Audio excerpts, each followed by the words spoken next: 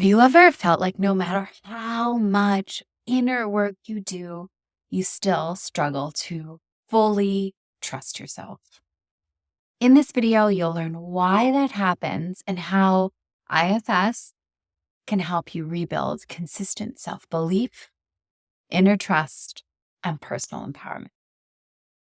Have you ever set goals or intentions and felt confident at first, only to have doubt creep in later, making you question whether you can hold on to that belief and trust? Let's talk about why that cycle happens and how you can shift it. Hi, I'm Andrea Tessier, IFS practitioner and master life coach, and I help conscious leaders use parts work and inner child healing to lead and live with more authenticity and ease. If you're ready to expand your inner world and deepen your self-trust, go ahead and hit the subscribe button. You are in the right place. IFS was founded by Dr. Richard Schwartz in the 1980s, and he discovered that parts are these sub-minds that we are all born with and operate within each of us. And up until now, you've probably just called this thinking because parts are talking to each other and to you constantly. They're talking about what you should do, your best course of action. Think about the last time you were invited to a party. You probably had a part that wanted to go and a part that wanted to stay. Then if you go deeper, you might have a part that worried about FOMO, another concerned about being judged, one feeling guilty for leaving the kids home with the babysitter, and another part that's stressed out about what kind of wine to bring the host. Typically, we consider this a matter of having conflicted thoughts and don't pay attention to the inner players behind the debate.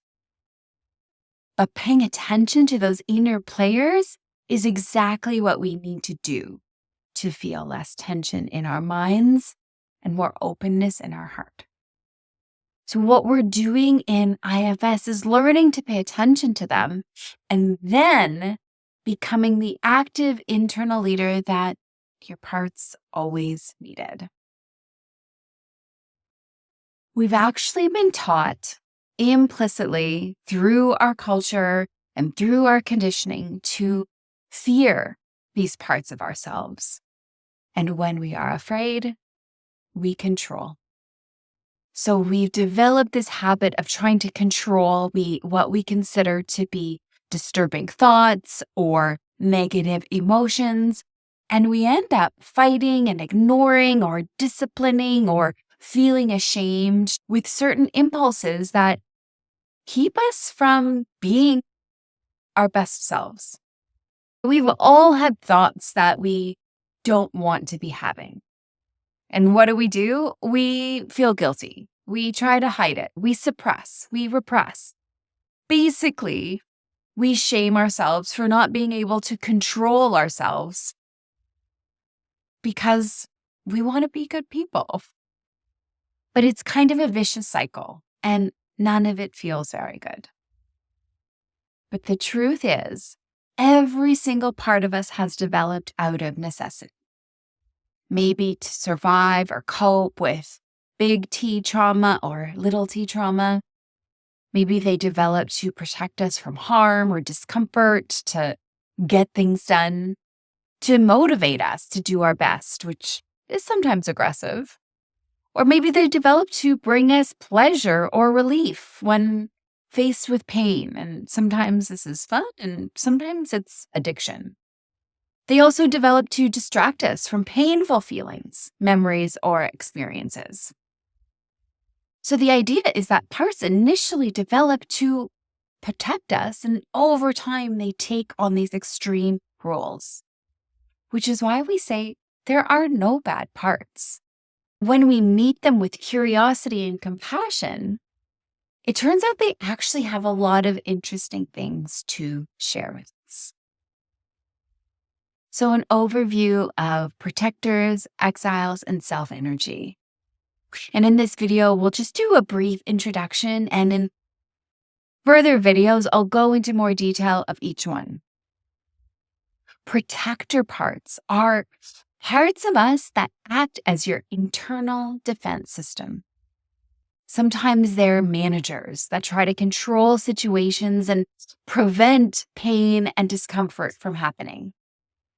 And then we have firefighter parts that step in with reactive behaviors to distract from pain or discomfort after it's happened. A manager, as an example, might be the perfectionist that over-prepares, while a firefighter might be the part that numbs through scrolling or binge watching. And then we have exiles. These are vulnerable, often younger parts of us that carry deep pain, fear, or shame from difficult past experiences. For example, an exile might be a scared inner child who felt rejected or unsupported. And then self energy is your inner core, this calm, compassionate, curious, and courageous aspect of you. Self is not a part, but rather it's the leader. It's the essence of your system and your greatest source of healing and expansion.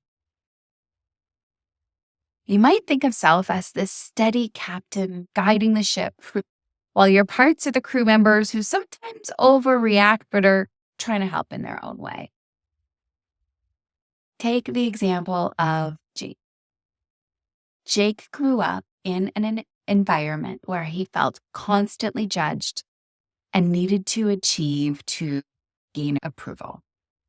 His exile part carries feelings of fear and unworthiness that developed from those early experiences.